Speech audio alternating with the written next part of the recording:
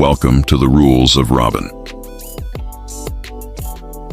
Every day, millions of people wake up already defeated. Not because life is too hard, but because their mind has already quit before the day even begins. And here's the truth.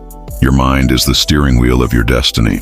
If you don't learn how to control your attitude, life will control it for you. Winners aren't born with a positive mindset. They build it, they train it, they protect it, and when life hits hardest, their attitude is the one thing that refuses to break. Your mind is the steering wheel of your life. You can have talent, education, experience, even opportunity, but if your mindset is working against you, none of it will matter. Everything begins internally. Success, happiness, confidence, energy, momentum. It all starts with the way you choose to think. The world doesn't give you an attitude. You bring the attitude to the world. When you wake up, you have a decision to make. You either step into the day with power, or you step into it on autopilot. Positivity isn't something you have, it's something you do. It's the action you take with your thoughts. Two people can go through the exact same situation. One becomes bitter, the other becomes better. The difference is the mindset. You can train your mind the same way you train your body. Every thought is like a rep. If you constantly think, I can't, I'm not enough, your mind gets stronger at quitting. But when you remind yourself, I'm capable, I'm learning, I can figure this out, your mind becomes stronger at fighting. Don't confuse a positive mental attitude with pretending everything is perfect. That's not positivity. That's denial. A positive mindset means you see the truth, but you refuse to surrender to it. You look at the challenge, you look at the problem, and you say, this will not break me, this will build me. Chapter 1. State controls your story. Your state controls your story. Your emotions, your energy, your focus, your breath, your movement. These are the forces shaping how you see the world. Most people believe their thoughts create their emotional state, but it works both ways. Change your state, and you instantly change the meaning your mind gives to everything around you. On the days where you're energized, moving, excited, nothing feels impossible. But on the days where your state is low, your breathing is shallow, your shoulders are down, your mind feels foggy, suddenly the smallest challenge feels like a wall. The situation didn't change. You changed. A positive mental attitude isn't something you wait for. It's something you generate. It comes from your body, your focus, and your emotions working together. The human body is built to move. When you change your physiology, your entire world shifts with it. Your body is the fastest route to your brain. You can't just think your way into a positive mental attitude. You have to physically step into it. High performers don't wait until they feel good to act. They act themselves into feeling good. Energy is not something you have. It's something you create. When you feel stressed, stand tall instead of collapsing into yourself. When fear shows up, breathe deeper instead of holding your breath. When doubt gets loud, speak to yourself with power instead of silence.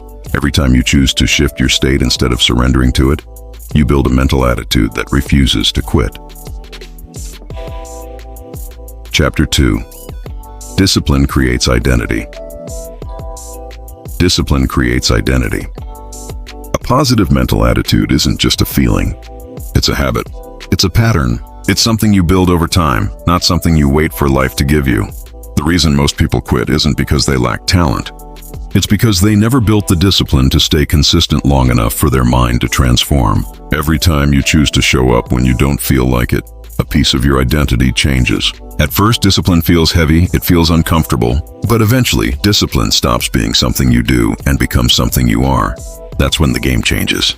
If you believe you are someone who keeps promises to yourself, you don't have to motivate yourself every day. You just do the work. Discipline is also how you protect your mind.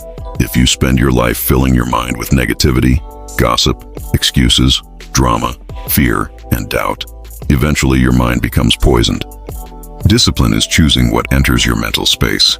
Discipline says, I may not feel like doing it, but I'm doing it anyway. When you keep promises to yourself, you start trusting yourself. And when you trust yourself, you become unstoppable. Chapter 3. Your environment is your energy source. Your environment is your energy source. You can have the strongest mindset in the world, but if you surround yourself with negativity long enough, it will chip away at your attitude. Human beings adapt to the energy around them. You absorb the energy you live in. Your environment is not just the people you talk to. It's the content you consume, the places you spend time in, the routines you live with. If you don't choose your environment with intention, it will choose you by default. Think about a plant. If you plant it in toxic soil, it will die, not because the seed was weak, but because the environment destroyed the potential. You have to guard your mind like it's a treasure. You need people around you who remind you of your strength, not your weakness. You need habits that add energy, not take it away. You don't need a new house or a new life. You just need to control the space you do have. If you want a positive mental attitude that never quits, build an environment that supports that kind of strength. Chapter 4. Failure is feedback, not defeat. The people who carry a positive mental attitude that never quits are not the ones who avoid failure. They are the ones who refuse to be defined by it. Failure has never been a signal to quit. Failure is a signal to adjust. It's proof that you're in the arena instead of sitting on the sidelines. When you fall and don't get back up, you learn nothing. But when you fall and rise again, you gain experience, wisdom, and resilience. Failure doesn't weaken a positive mindset. Quitting does. A positive mental attitude means you face difficulty and say, "This won't break me, this will build me." Stop asking, "Why is this happening to me?" and start asking, "What is this trying to teach me?" And when you see failure as feedback, you extract wisdom instead of wounds. The only true failure is refusing to rise again. Conclusion: live to serve. When you decide that your life is bigger than your problems, something incredible happens. You stop asking, "Why is this happening to me?" and start asking, "How can I use this to serve others?" That's where a positive mental attitude becomes unbreakable. The people who stay strong the longest are the ones who live for something larger than their own comfort. There is a power that comes with serving others. When you shift your focus from "what do I get" to "what do I give," your entire emotional state changes. The more you elevate others, the higher you rise.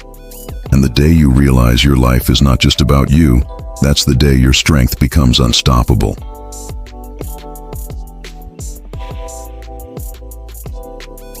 Thanks for watching.